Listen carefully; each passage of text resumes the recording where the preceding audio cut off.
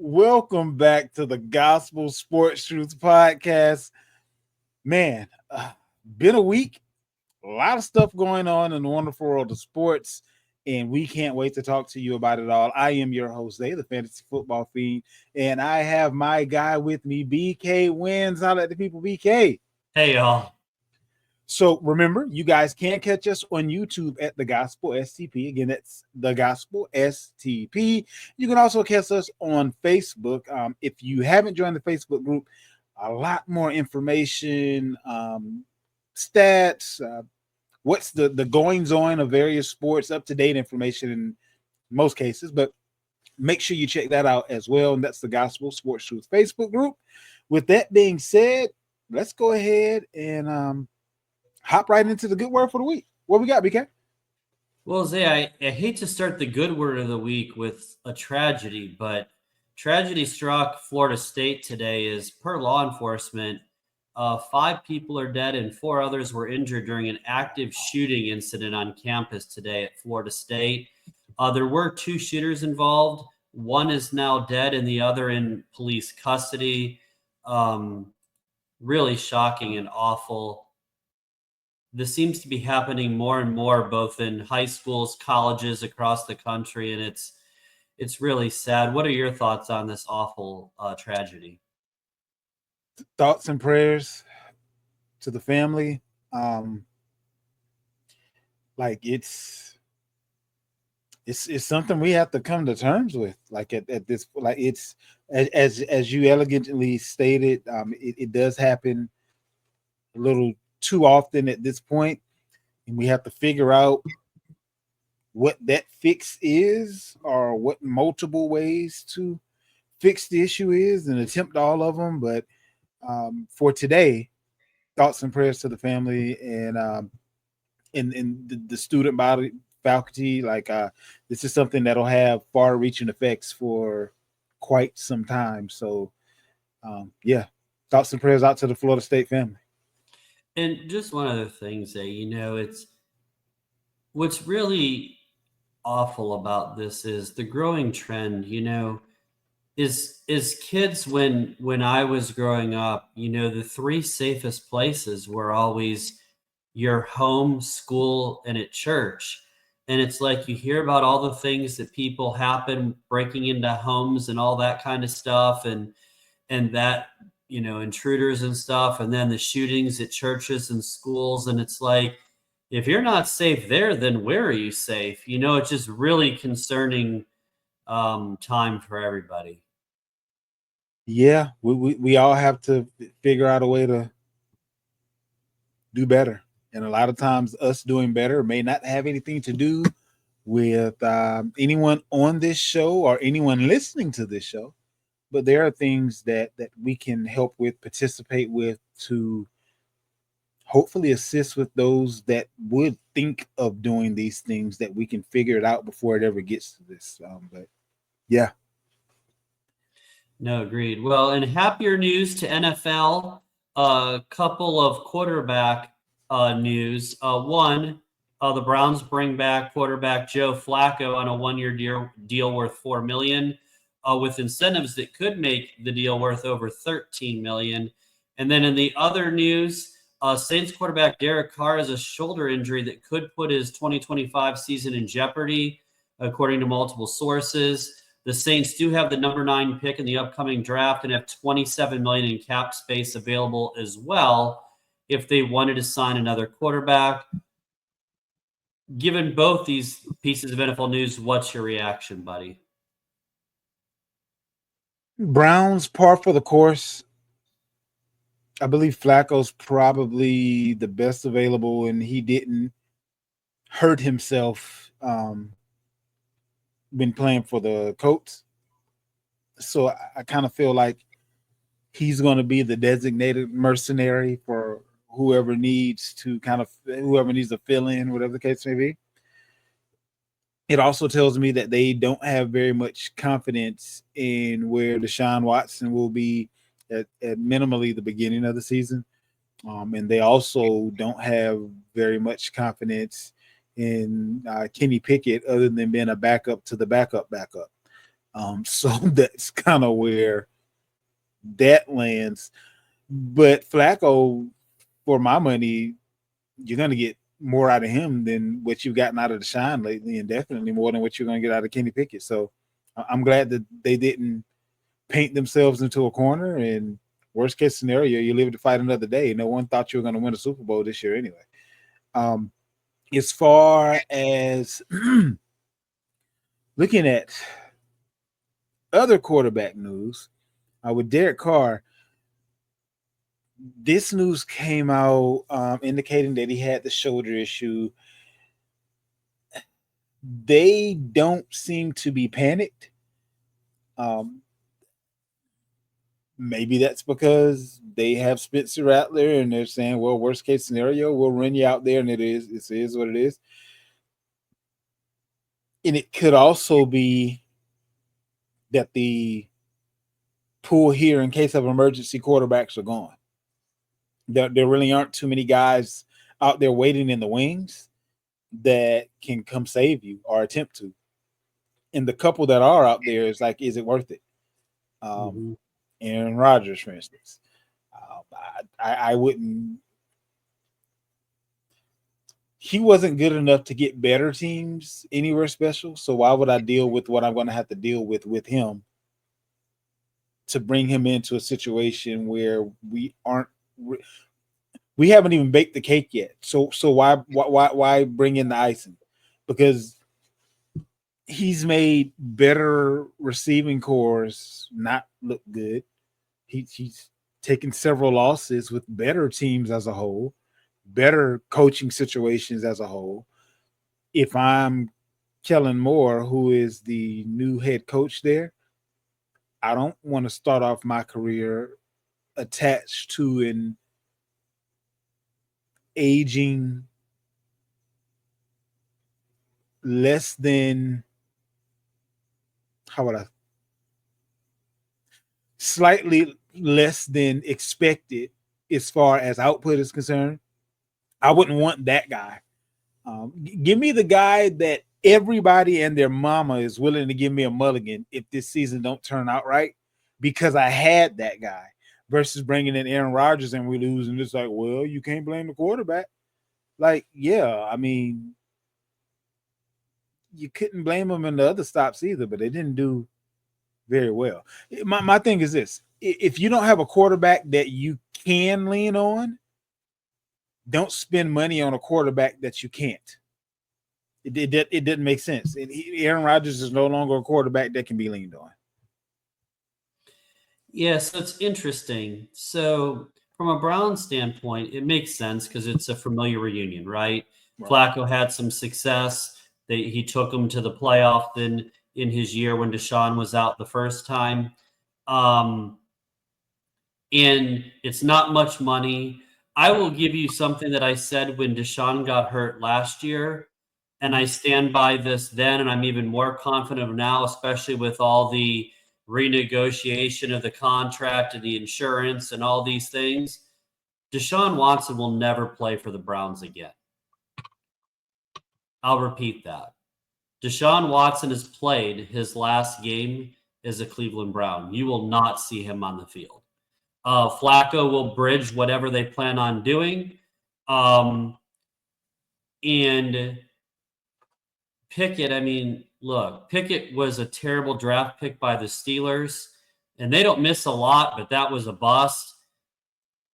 I was confident it was a bust when he got drafted, especially that early. Now, if he was a fifth-round pick, okay, maybe. But as early as he went, that was terrible. He got desperate, and because he was a hometown kid, they gave him the nod. Right. But he's a bust the whole time. I've seen nothing to change that. As far as the Saints go, I'd be intrigued at number 9 if Cam Ward fell to them. Not Cam Ward, excuse me. Shedeur Sanders. I was about to say, that ain't going to happen. Yeah, no. Shedeur Sanders. If Shedeur Sanders dropped to 9, I'd be and a lot of outlets project that to be the case. If that were to happen, I think they'd be hard pressed to not take him. Can I be 100% honest and transparent about something? Of course. Because that's what we do here on The Truth. I like Shador. I do. I do. But for that offense, that head coach, I feel personally they would be better off with Dart out of Ole Miss. I really think that he would be the better fit. As much as I feel just as confident that Shador would be a better fit for the next team that will probably need a quarterback after pick 9, which is going to be at pick 21, the Pittsburgh Steelers. I would much rather see Shador end up in Pittsburgh and Dart end up in New Orleans and the Giants not ruin any other rookie. I would prefer for that to be the case. Zay's email is just kidding. It's nice to put you on that for once versus always me. Hey man, look, I'm just telling you what I see because, like, don't hear what I'm not saying, okay? I believe that Shador is a lot more than a quote unquote system quarterback, but I believe that there are some warts that they're going to be a little difficult to hide. But I also believe that with having wide receivers like DK Metcalf and George Pickens, he'll be able to do in Pittsburgh what he was able to do in Colorado, which is hide a lot of the deficiencies because of the spectacular plays that only his guys can get to. I don't know. I mean, Chris Olave hasn't had his first concussion this year yet, but it's coming. Like, they don't have very many wide receivers. They're still trying to get rid of Alvin Kamara. I wouldn't be surprised if he ended up being traded before the draft. I'm not predicting it. I'm just saying I wouldn't be surprised. But at the end of the day, I kind of feel like Dart would be how would I say? Kellen Moore could probably get a similar gameplay from Dart as he got from Dak. And he had top 5 offenses with the Cowboys. So from the QB standpoint, he still has to do whatever he needs to do as far as wide receivers are concerned. And he also said something towards the effect of whatever beef Michael Thomas had with the old regime, that has nothing to do with me, and we welcome him back with open arms. So there weren't any other, I won't say many other teams. There wasn't literally one other team that opened up their arms to Michael Thomas and said, hey, come in for a tryout, we'll take you on. Just the fact that olive branch has been put out there may be enough for him to say, hey, well, at least let me kick the tires on this opportunity, if in his mind he hasn't already retired. So there's that piece. Yeah, well, first, going back to the Kamara thing, I only need 2 teams out there to listen to this, Washington and Denver. Feel free to trade for Kamara. I'm all for that. All other NFL teams, feel free to ignore this part of the segment because I don't want you to get him. But for those 2 specific teams, please call New Orleans because he would help your ball club.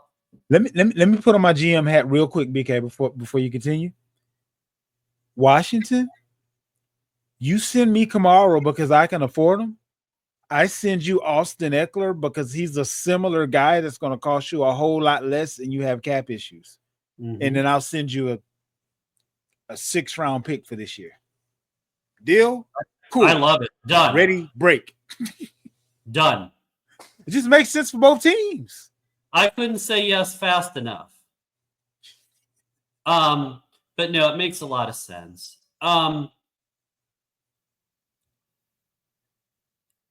It'll be interesting to see how it all shakes out. The Saints are in a very, very, very tough situation. They have, in my opinion, a long road back to relevancy. I know the NFL is usually easier to get yourself back because of how the draft order works, and with the last place schedule will help you. If you finish last, you get a better schedule. So those things tend, and I know the Panthers were the worst team. I understand that, but you get a bottom end schedule, which will help you. So there's things that will help you in the NFL to get to the top quicker. Last to first or bottom to first is easier in the NFL than other sports. But there's such a, between the cap and the talent, they got a lot of problems. But moving to the NBA, I'm going to sandwich a couple more pieces of news for you, Zay. First, another former championship winning coach fired in the NBA. The Phoenix Suns fired head coach Mike Budenholzer. And also the GM floated a KD trade. That's like the worst kept secret. They've been trying to trade him for a year and a half. So that's the first part of that news. And then in a positive note, the Thunder broke the NBA record for the scoring differential in a season. Their 12.9 scoring differential smashed the previous mark by the 71-72 Lakers, who had 12.3.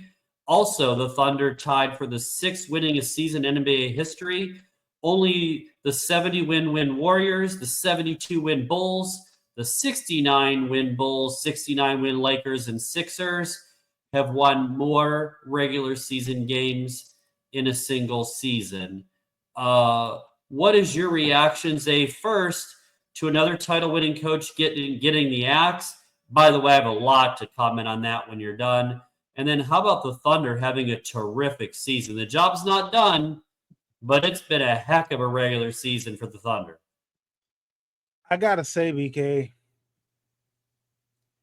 it doesn't surprise me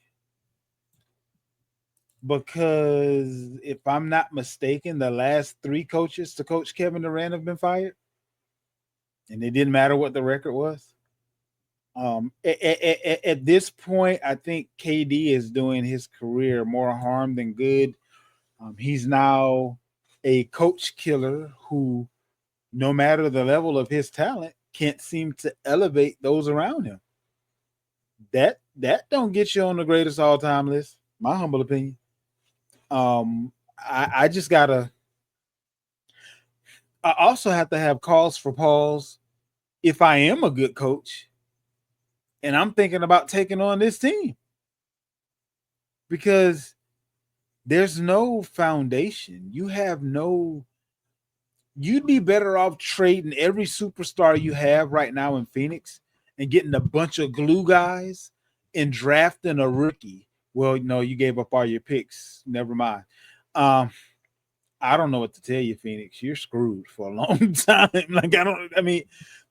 If I'm a good coach, I don't want to go there.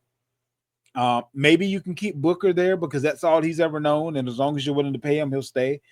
But and maybe you keep Bill there because he's on a no trade clause, or you figure out a way that you can get him into a team that he's okay with, so you get some type of Chicago Bulls type situation where maybe you make more with less.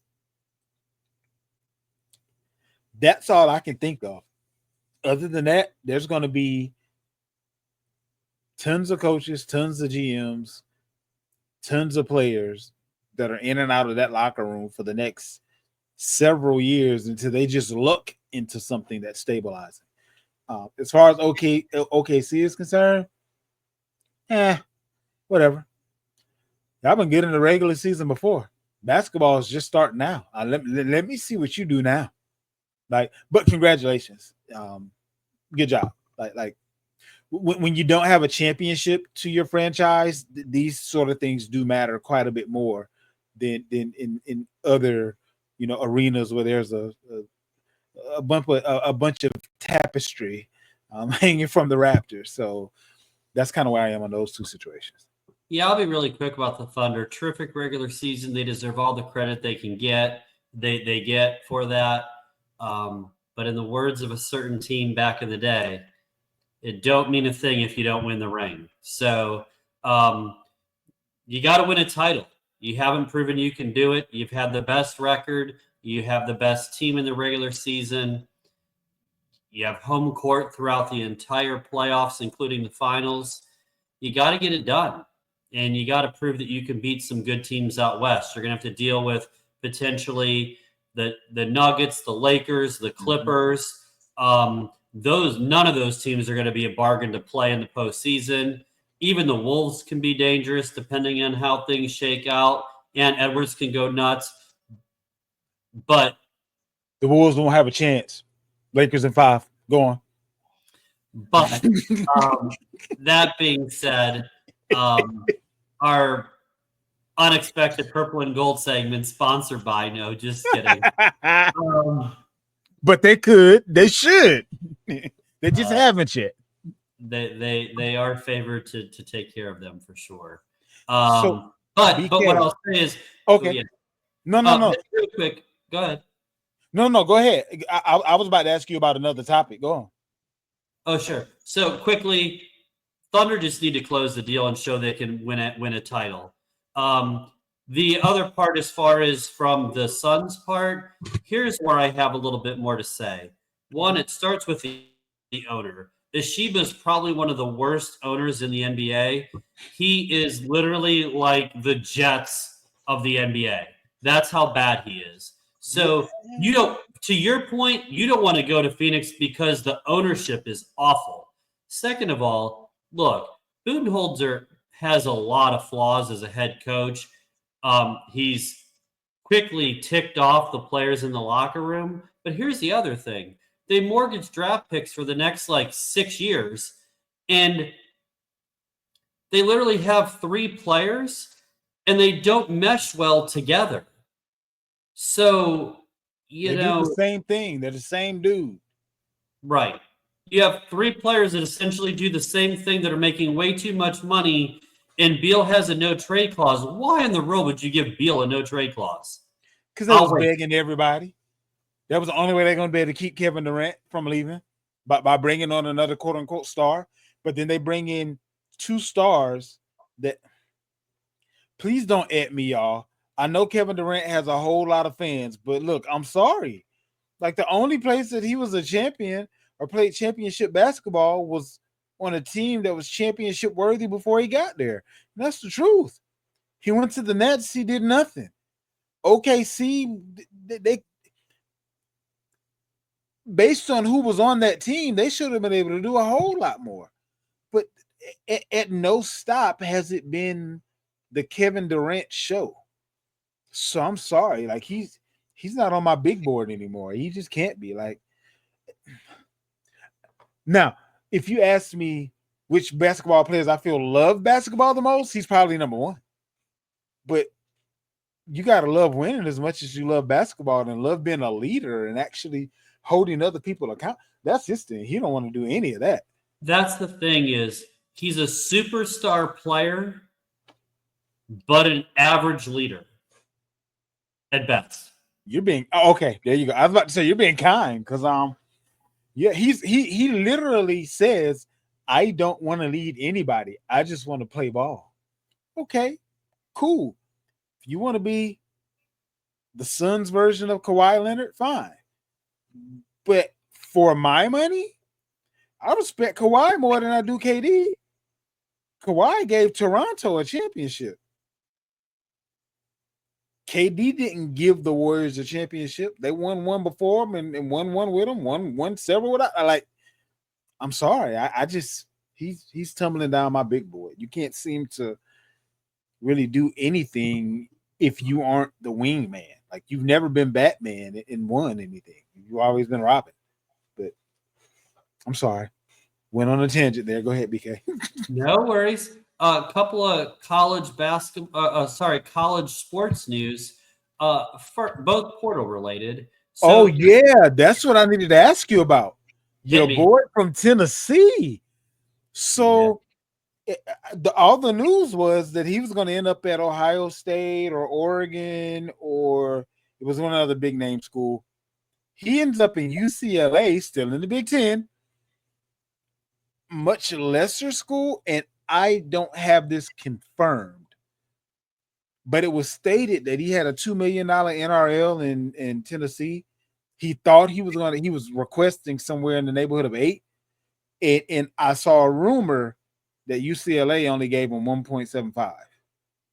So so maybe Ohio State and Oregon, who definitely had the money, didn't want him quite as much as he thought they may have. So maybe he kind of outran the coverage, if you will. What's your thoughts on this whole situation? So, first of all, I love what Tennessee did, their position in this. And I also love what Coach Mario Cristobal said at Miami about this, that if you're going to try to basically hold the team hostage for NIL, just go. And I like that message because while I'm all for players to get paid and they deserve to get paid whatever their value is, however, this late in the game, if there was an agreement that you were going to get X amount of money, and I don't know the specific details of Tennessee, all right? I know that he was basically offered 2.4 million. That was this year. And basically it was like a 3-year, $8-ish million deal, basically. All right. That started in 10th grade. Mind you. But if that was the deal you negotiated for 2.4 and that was the agreement that you both came to, I feel like that is fair for him to get $2.4 million, that he should honor what he agreed to. Now, again, that's assuming that that's exactly what it was. I'm not saying that it is, just to be clear. But if there was an agreement, you should honor the contract. It's the same reason why I get annoyed with pro athletes who sign these deals, right? And they take the money at the time, think it's a great deal, and then they try to renegotiate like a year later when they have a great year. Well, what if they're hurt the whole year? Like, you don't give back money. So you don't go to your team and go, you know what? Sorry that I failed my contract this year. I'm going to give you back all the money because I was hurt. And you know what though? I'm sorry, BK, because I'm on the other end of this one. You know what also doesn't happen? Your team doesn't come to you and say, you know what? We were being cheap and you completely outperformed that. Here's some more money. So that goes both ways. Teams don't honor contracts. You sign a 10-year deal and 3 years in, you aren't doing what they thought you were going to do. And now all of a sudden you had a 3-year deal instead of a 10-year deal. Like, teams never honor contract. So anyway, I digress. Go ahead. But to answer your question, on my list of teams that I thought were under consideration, Oregon, Ohio State, Notre Dame, Southern Cal, UCLA, and even North Carolina with good old Belichick. But yeah, I forgot about that one. But their quarterback, Brown, left. They got another quarterback for the portal, so that wiped out North Carolina. And then, you know, obviously Oregon and Ohio State, to your point, are out. UCLA ended up getting him. To be honest with you, prior to the news breaking of UCLA, the team that I thought he'd go to was actually Notre Dame. They need a quarterback. They've used the portal with Riley Leonard last year, rode him all the way to the national title game. Freeman's done a great job as head coach at Notre Dame, at least, you know, last year. I think that that made the most sense to me, and he'd go to a much better team versus UCLA, which is, we're just going to say, not anywhere near the upper echelon of the Big Ten. So Nico going there isn't going to move the needle a whole lot for UCLA's program. It gets them excited, but from a wins and losses, you're still going to have to go through Ohio State, Michigan, Penn State, Oregon, Southern Cal, all these teams. You know, for sure, Oregon and Ohio State at the bare minimum, and even Penn State. All three of those teams are really good. I just think it's going to be a tall tale for UCLA, and at the end of the day, I think this move is going to be much ado about nothing, to be honest.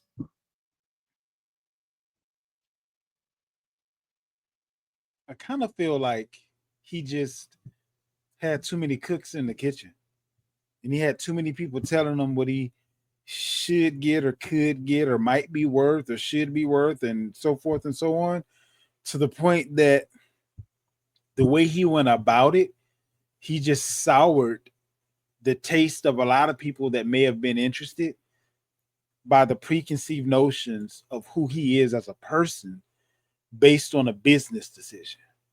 So That's well said. Um, in other portal news, initially it was reported that South Carolina star player Malaysia Fawali had initially entered the transfer portal, but has since decided to return to Colombia. What do you make of that? I don't know, because I've since heard that she's actually in the portal and has changed it to a what is it? Do not disturb. Do not You know what I'm contact. talking about. Yeah, What do not is it? Do not contact. Yeah, there you go. So what would I do without you, BK? So do not a do not contact. I said do not disturb. It's not a hotel. She said, do not we just hang a sock on the door or a sign. It's a classy joint, BK. You leave a necktie, okay? I mean, it depends where you're going to school. Touche. But yeah, I just I don't know what's going. Okay, to all my South Carolina fans out there, we have several, because this is hometown, so a lot of people that are listening are hometown listeners. I hear what I'm saying and don't hear what I'm not saying. Okay, she should leave. She should go,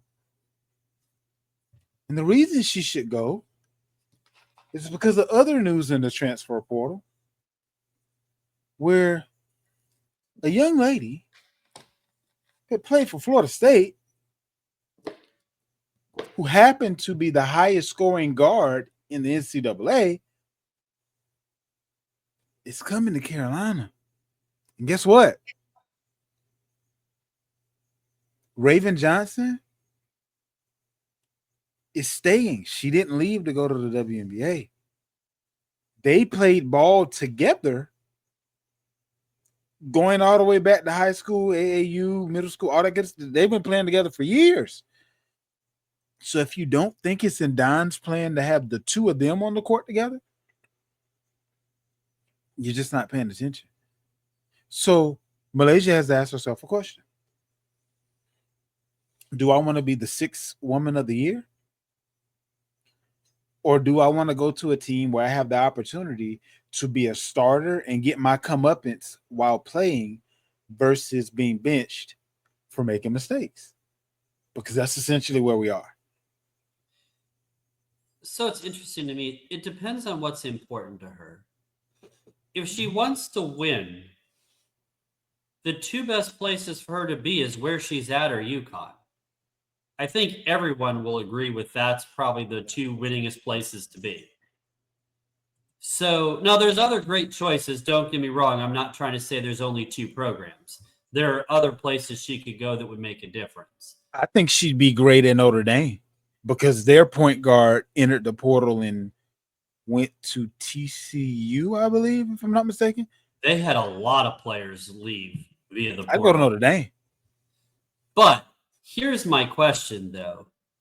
And, we like to think outside of the box on the program.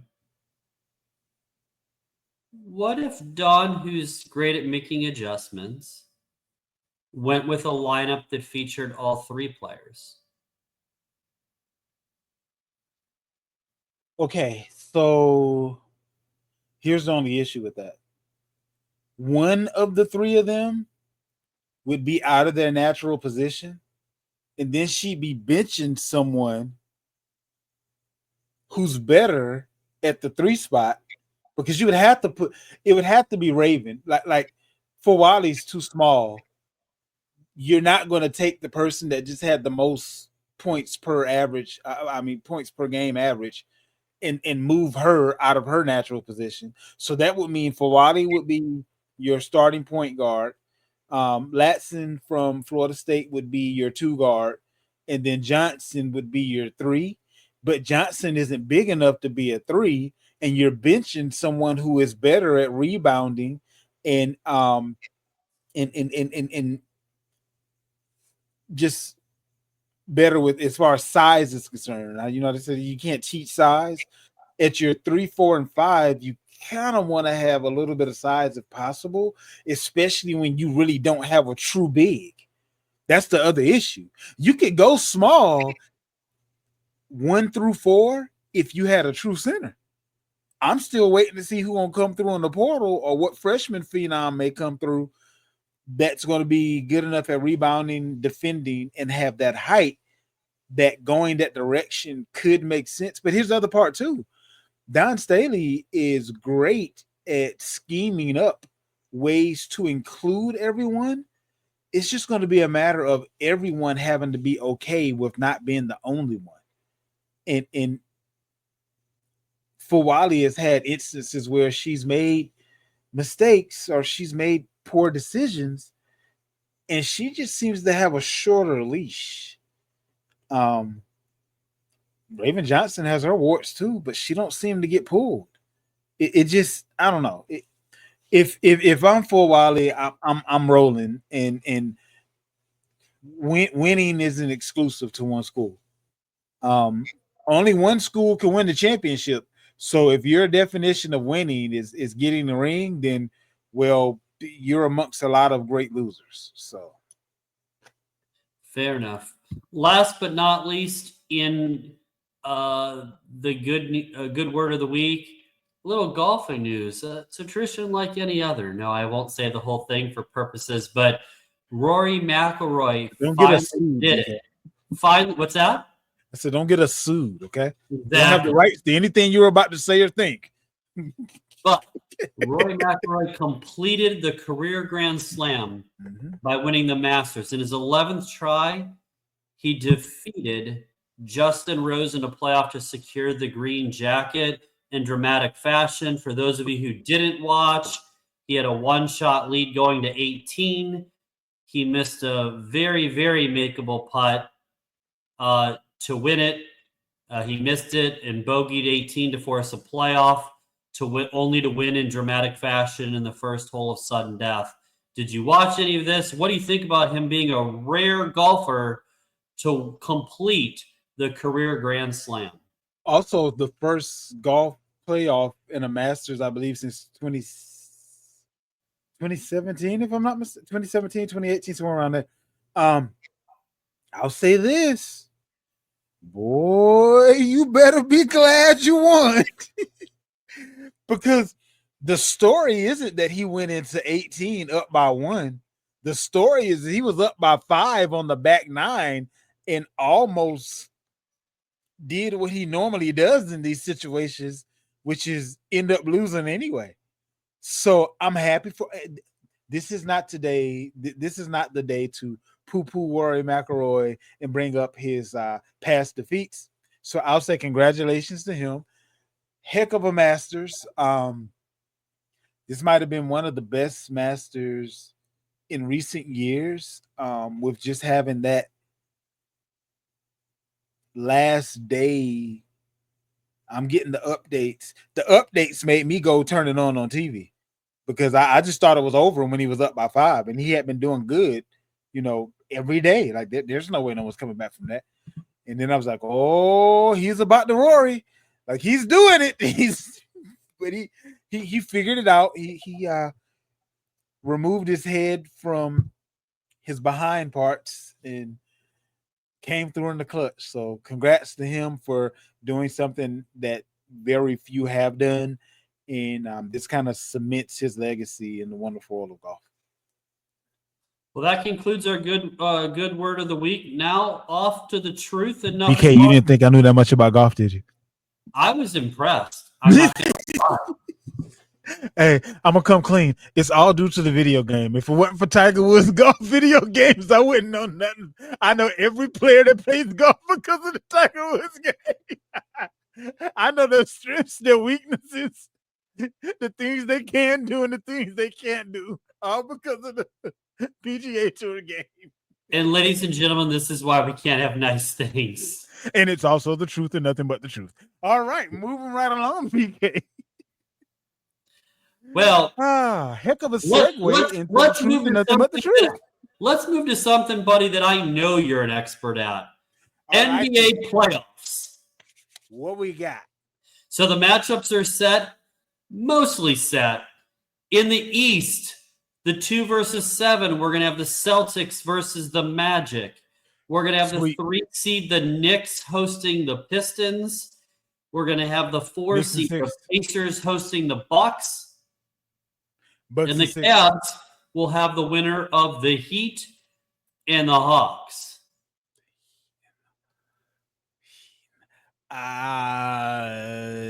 Cavs and 6. So I have the Celtics beating the Magic, the Knicks beating the Pistons. It was interesting to me because, and I have the Cavs beating either the Heat or the Hawks. I have the Eastern Conference Finals being the Cavs and the Celtics going to the finals. The Cavs and the Celtics are the 2 best teams. My big concern for the Celtics are, can they stay healthy? Will Porzingis hold up for the playoffs? They've been resting him a lot. They need him to go back-to-back. Also, Jaylen Brown has been dealing with a little bit of a injury issue. Will he be 100% come playoff time? They'll need him to be at his best. Not in the first couple rounds, but they'll need him for the Cavs for sure. And then in the NBA Finals, should they get there, to go back-to-back. For the Cavs, it's how do they handle this tremendous season? It's great when you have this historic season for them. Terrific season. They deserve all the credit, as you would say, flowers that they got. But at the end of the day, they're not used to being in this position. No one expected them to be in the position. So how do they handle the success, knowing that they could get the Heat in the first round, which are a very dangerous team? In the second round, what's that? Not worried about the Heat. The playoff Jimmy ain't there no more. But Pacers, Bucks in the second round, the Bucks could be a problem should they get through. And then obviously the Celtics are going to be a problem. I can promise you that. But the difference between the East and the West, which is kind of interesting, the team that did the best in the West is the team that everyone is hoping can get it together in the playoffs. I really don't feel like anyone has any level of confidence with the Cavs, and you would almost think that the Celtics had the better record in the East this year. I feel like the Cavs are the Rodney Dangerfields of the NBA this year, in that they aren't getting any respect at all. So we're in the truth segment, so I'm going to come clean about something. I had the show prep done Tuesday night, okay, where you're going to see this on Friday. So I had this done Tuesday night. I sent it to you yesterday, as you'll confirm, or Wednesday, as the case may be. And I did update as we went along, the update of the play-in rounds and all those things, and make sure that the hockey standing is lined up when we go through that. But what I'll say is, I added obviously the Florida State shooting, which happened on Thursday. The other thing that I'm going to change something. I sent you my picks. I'm actually going to take the Bucks over the Pacers now. The reason why in the list I had the Pacers over the Bucks is Lillard was supposed to be out for this series, and all of a sudden he's been cleared to play. So big difference. With Dame Time playing, that changes the Bucks' chances. I don't think they can beat the Pacers without Dame Time. No. With them, I think they get through. So give me the Bucks to knock out the Pacers now that we have that update. Agreed. In the West, who you got? In the West, taking the Lakers. Because I was going to tease you, Zay, and say, no pun intended, I didn't want to steal your thunder and let you talk about the West. I'm taking the Lakers. I mean, here's the thing though. This can end up being a situation where the crash course that the NBA needs and wants is Lakers versus Warriors. I don't care about the championship. I don't care about like if the Lakers meet up with the Warriors, that will be must see TV and 9 times out of 10 the most watched series amongst the playoffs matchups. Um I don't believe that Minnesota has anything for the Lakers. They have a great player, but the Lakers also have a couple of those, a few of those even. So we might be in a position where we're not even attempting to stop Anthony Edwards. You get your 45, 10, and 5. If no one else does anything, you're still about to lose because Austin Reeves is going to get half of your numbers. Luka's going to get the same numbers, and LeBron going to get in where he fit in. So I just see that I see the Lakers as being better than people want to give them credit for being. And I don't see any team other than the Warriors that kind of puts fear in my heart at this point. If we still had AD and we were going up against the Nuggets, I would say, ooh, I don't know about that. But with Luka, LeBron, Austin Reeves, and the rest of the game, Lakers in 5 every series. That's where I'm at. So I'll at least predict the first round of these series. And I'm only going to go so far at this point because in the West, I worry about injuries True. much more so than the East. So I have OKC. The East was pretty banged up last year. Correct. I like OKC to win their first round matchup no matter who they get. They'll beat whatever 8 seed, no problem. They'll cruise through that. I have the Lakers beating the Wolves. I think the Lakers are just Ant Edwards is a problem, and he's going to be a beast in this series. The Lakers just have too much. They have the better team, much better starting 5. The Lakers should have no problem advancing to the next round. I actually have the Clippers beating the Nuggets. The Clippers, to me, are quietly the third best team right now in the West. I have the Lakers second and the Thunder first in terms of my own seeding for this. I think the Rockets they had a terrific regular season. Give them credit. They're probably one of the worst 2 seeds I've seen. I have the Warriors knocking out the Rockets.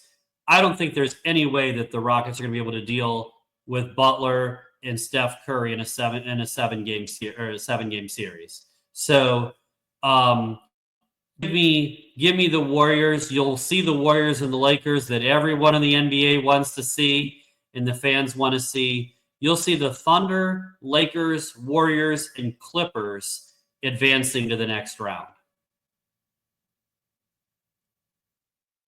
I think that this is going to be a pretty interesting playoff for the NBA. I think it'll be very entertaining in comparison to what we've seen in some years past. So I'm very much looking forward to it. Very much looking forward to it. I think the last thing I'll say about that, though, Zay, to your point is, I think the West is very, very entertaining and will be very interesting. It should make for great theater. The East, not so much. Yeah. With Dame Time being healthy, I can't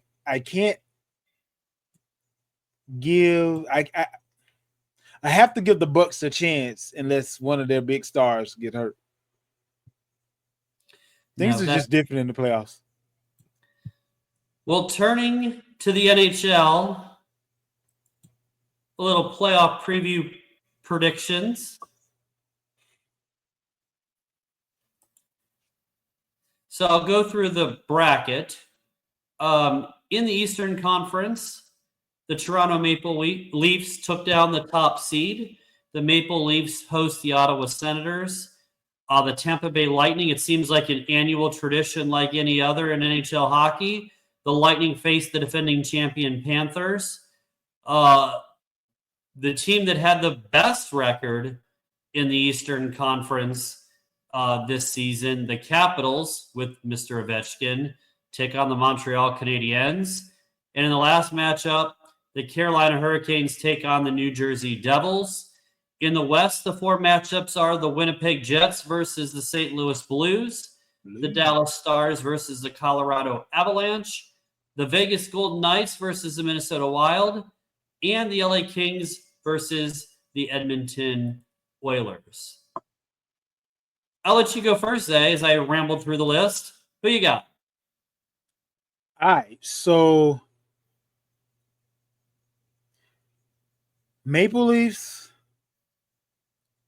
Panthers, Capitals, Hurricanes.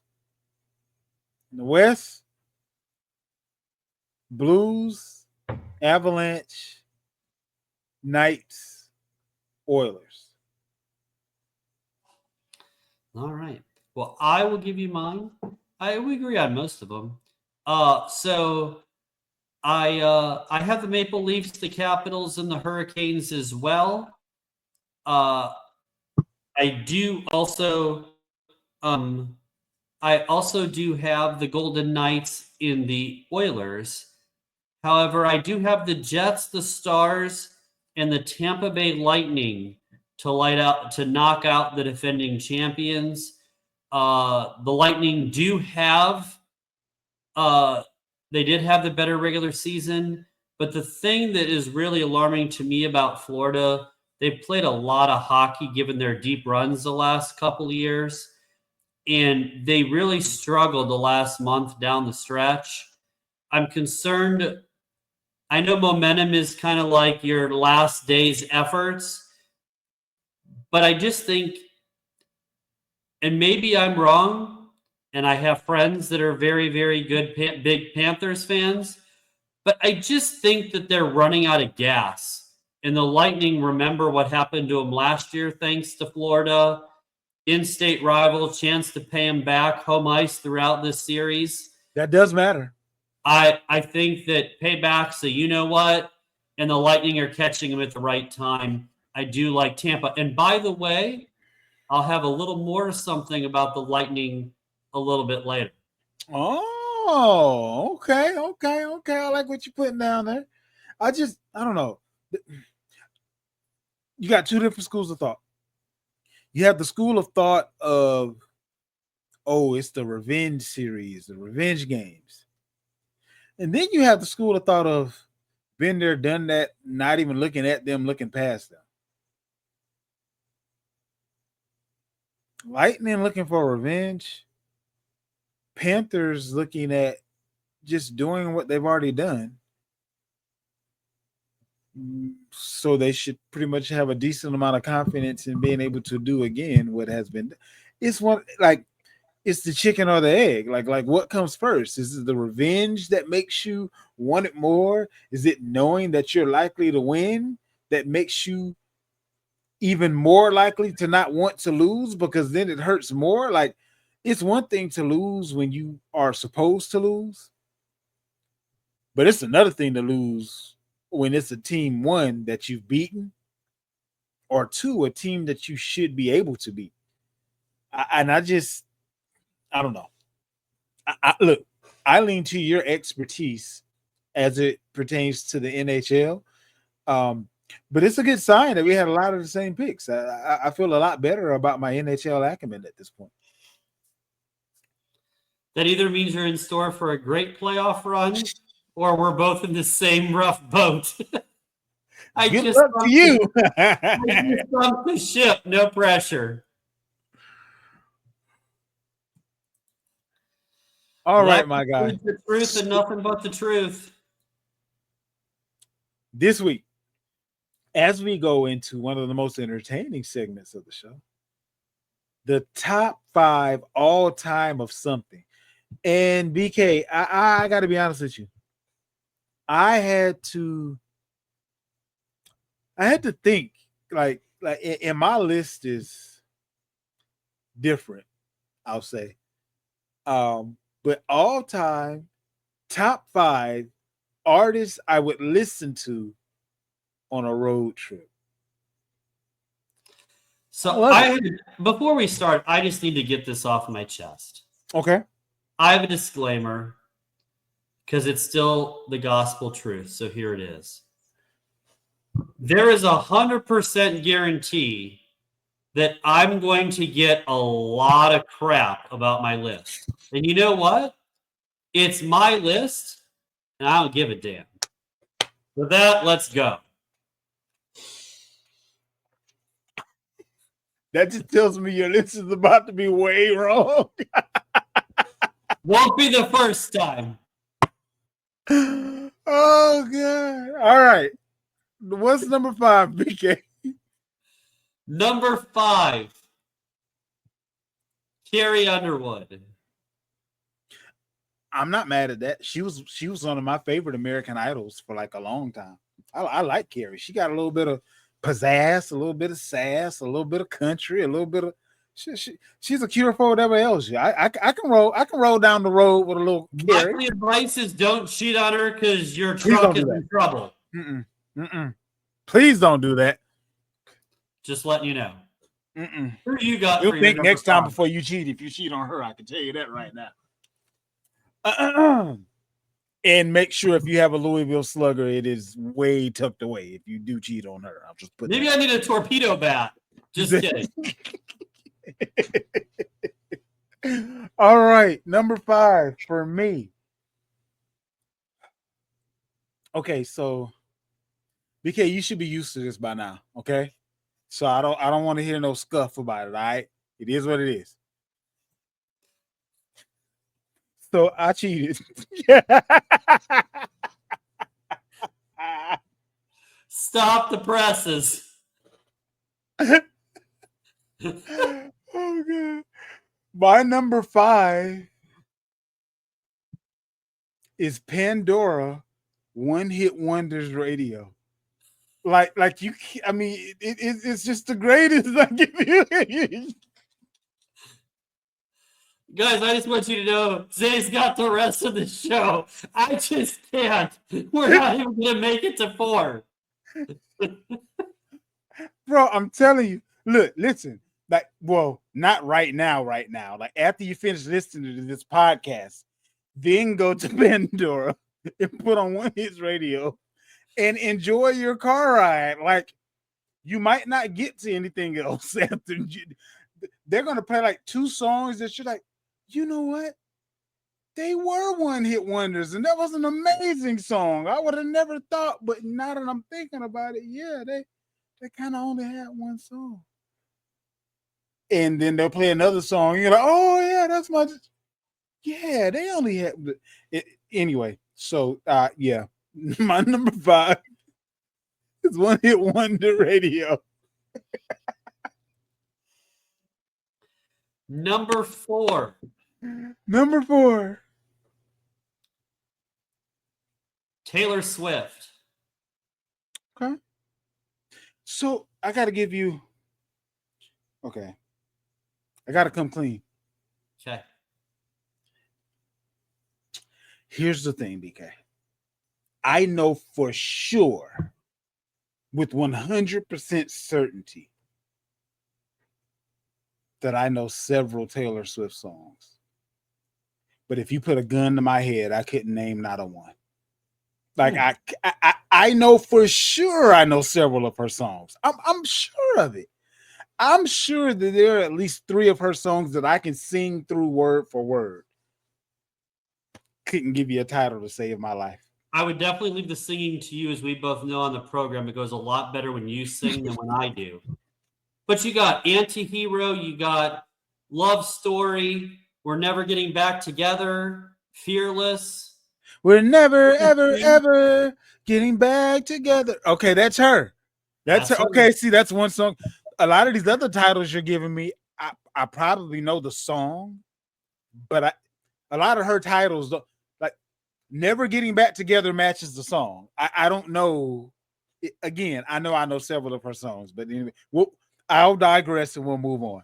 Number 4 for me, Maroon 5. I don't care if you go back to their first album all the way through, several hits, several songs that you wouldn't know unless you listen to the album, and shame on you because you missed out on a lot of good music if you didn't. But Maroon 5, like they were an old school band in the new school.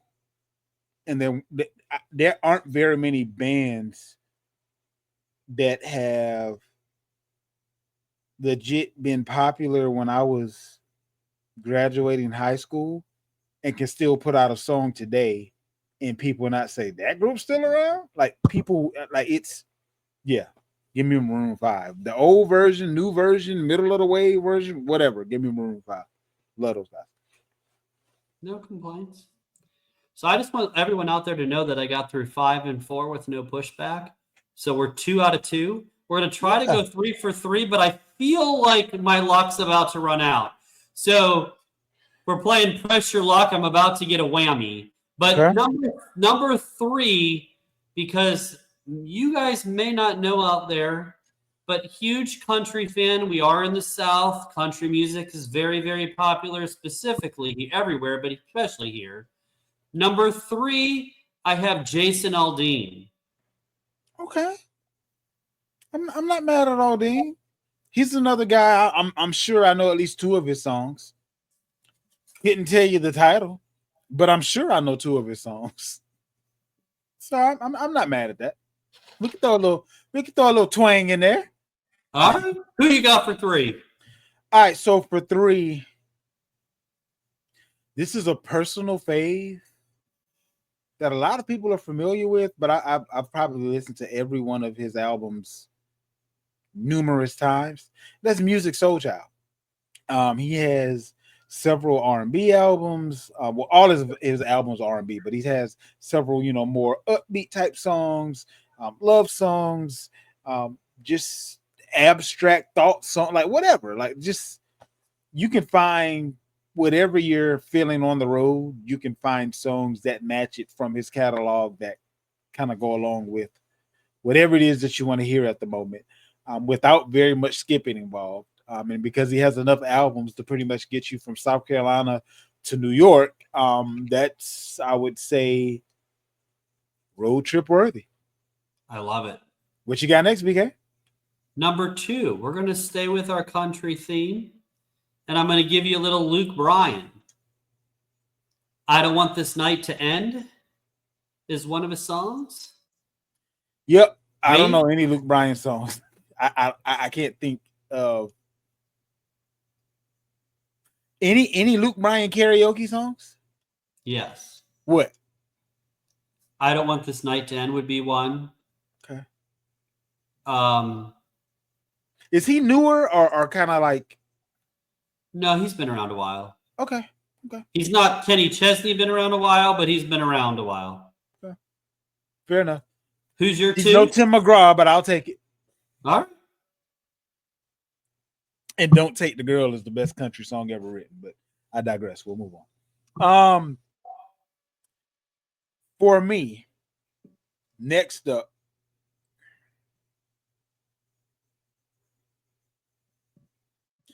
this is hard.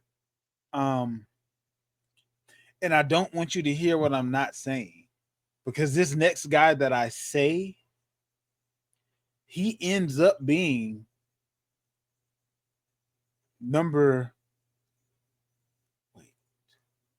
BK. I made a mistake. What? Yeah. One Hit Wonders was supposed to be an honorable mention. So wait, sitting here looking at my names and I'm like, hold up. So we cheated and then we got the list wrong. I just want to make sure we circle back to this. Cheaters never win, BK. Okay. All right. I just but it gives me the latitude, okay, to be able to do this and not feel bad at all, I have two number twos now, and that's Prince and Michael Jackson. I I I don't care what era you pick, what album you pick. You can get from South Carolina to California if you listen to both discographies of Prince and Michael Jackson. And that's not hyperbole. Like that is, you could get to California and still spend another day listening to the rest of their music. Like it's that good and it's that much of it. So yeah, we'll correct our little snafu there. And Prince and Michael Jackson at number 2 for me. And notice I did say Prince's name first, but go ahead. I did. You always like putting someone ahead of MJ. Number 1. You're not wrong, and it's deserving every time I do it. But go on. Number 1. LeBron is the prince of the NBA, but he's a king. So. Number 1. Because they have literally my favorite song, because I'm a very positive person. It's upbeat and makes great for a road trip. I would literally have it on repeat. Journey and Don't Stop Believin'. You would be aggravating before we got out of the state. I can tell you that right now. I don't think it would take the music to get us there.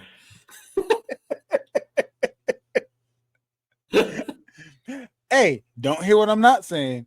I'll take a little bit of Journey. I like Journey, actually. They're one of my favorite bands of that era. But just the whole, we're going to have to listen to this song 15 times as you no. As you sing it every single time at the top of your lungs, no.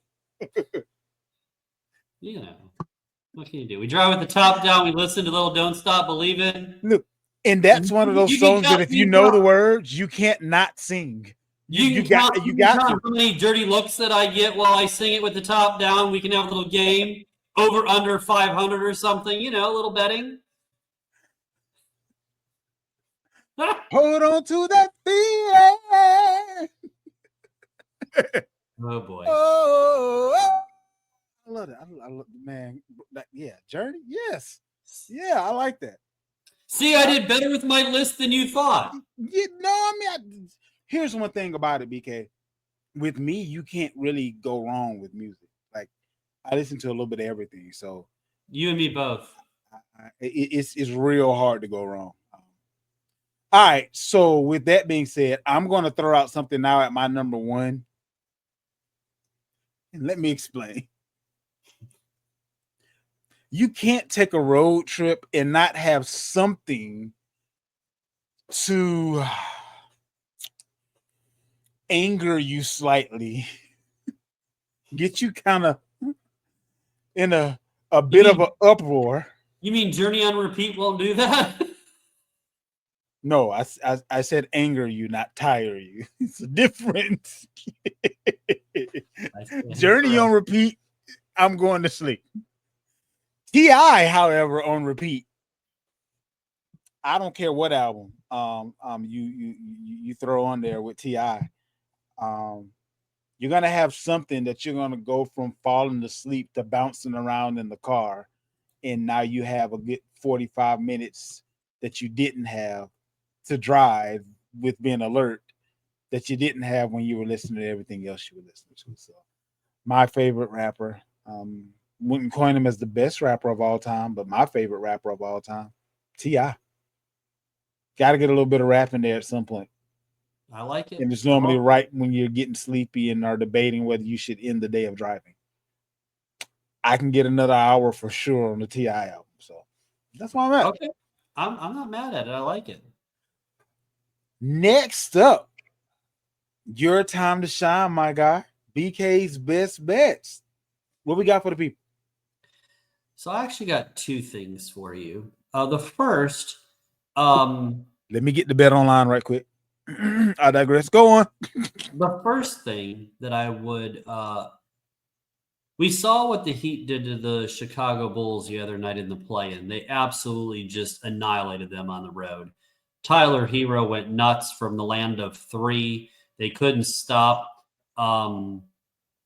Miami on the inside as well. It was just a beatdown. Now Miami faces the Hawks. I love the Heat to beat the Hawks in Atlanta. The line is -1. Whether you make it -1 or take the money line, either way, give me the Heat. They will be the 8 seed. They're going to win Friday night, and they got the Cavs in the first round of the playoffs. The Heat will win.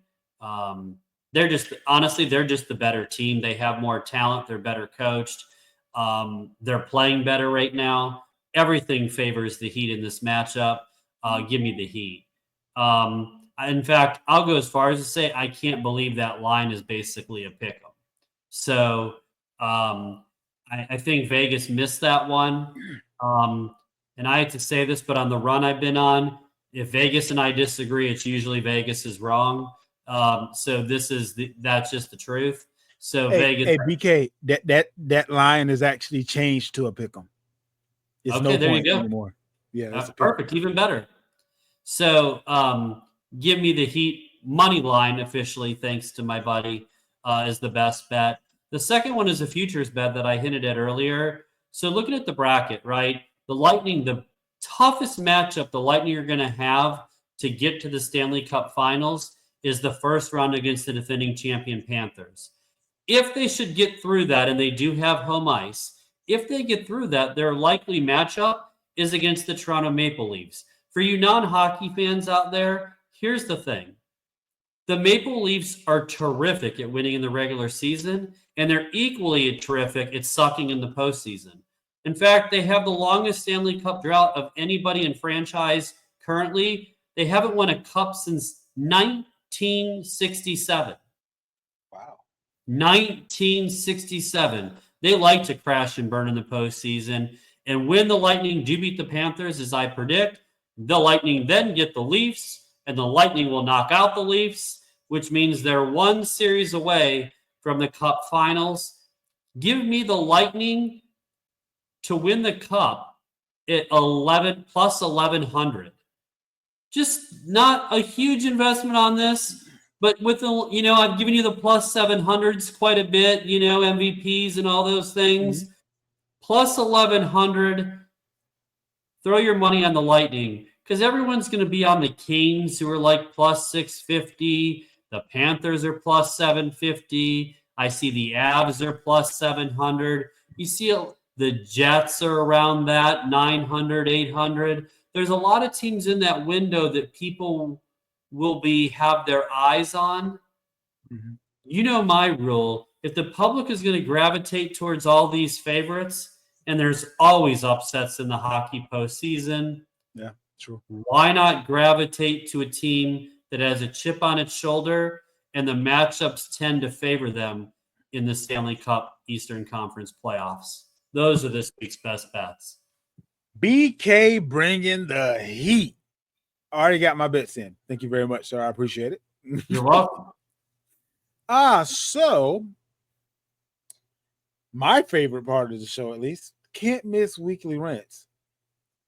For this week, for me, it's pretty short and sweet.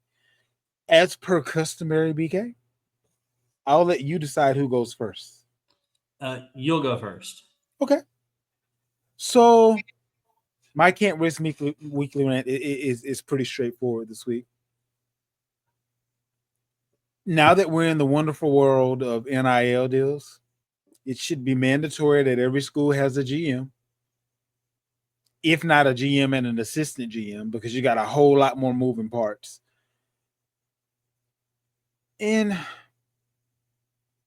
you should also only be able to transfer once. Two things. You can only transfer once. You get a mulligan, if you will. But I'm going to go to a different school every year until I go pro, graduate, flunk out, do whatever I'm going to do, whatever. Yeah, no. That dog don't hunt. It's not fair to other students. It's not fair to The coaches that thought they had particular players for whatever amount of time, um, that piece of it just doesn't work for me. And you kind of need to know what the projections are of who's going to be available, who may not be available, how much money we're going to have, what donor just stepped up and increased what we thought we had to a few million more, whatever the case may be. You need someone keeping up with all those moving parts. And if you add that to a head coach's job, would you think they just didn't have anything else to do with their 24 hours before NIL came around? That was a full-time job before this. So trying to do that and be a head coach, like, too much.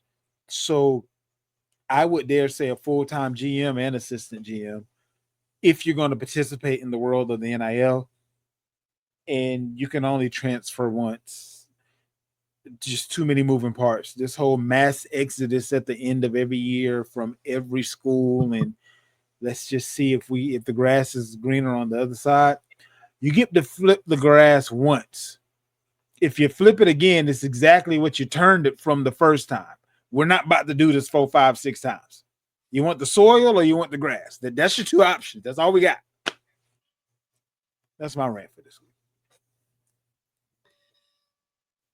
So my rant is, I haven't been doing it as much, but don't worry. I have not forgotten my parents in this week's episode. And so my parents used to always say, when I was growing up, be careful what you wish for, because you just may get it.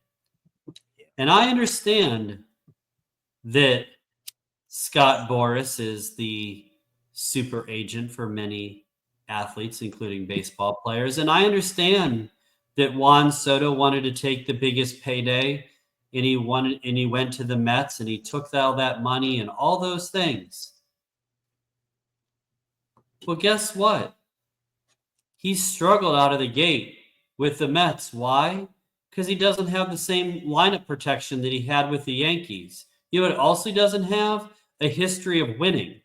So let me get this straight. He's already come out and said that he misses being on the Yankees and having Aaron Judge in the lineup with him.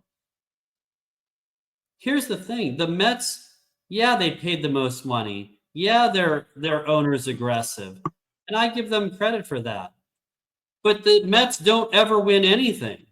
So why would you leave a team that literally makes the postseason almost every year? They've had 30 consecutive winning seasons. They make the playoffs almost every single season. They have, if not the best player in baseball, one of the top 3 best players at minimum in Aaron Judge. Why would you leave a winning culture to go to a team that's always a dumpster fire for a little bit more money, knowing that now you're never going to win? Like, what are we doing? Are we really surprised that the lineup isn't very good? Are we really surprised that you're not going to win a lot of games? Are we really surprised that you don't have Aaron Judge in the lineup? Like, the Yankees are going to make the postseason. You're likely going to figure out a way to miss it. And then you're going to be like, what the hell did I do? Stop always chasing the money, because if that's all you're about, that's fine. I'm not going to be mad at you for that. But Soto wants to win. And if you want to win and get paid, the Mets was the wrong move, because you're going to get paid, but you're not going to win. And that's the truth. And BK, you normally do this, but I'm going to do it today. Let me just piggyback off of that real quick. Sometimes when you get caught in a game of chicken,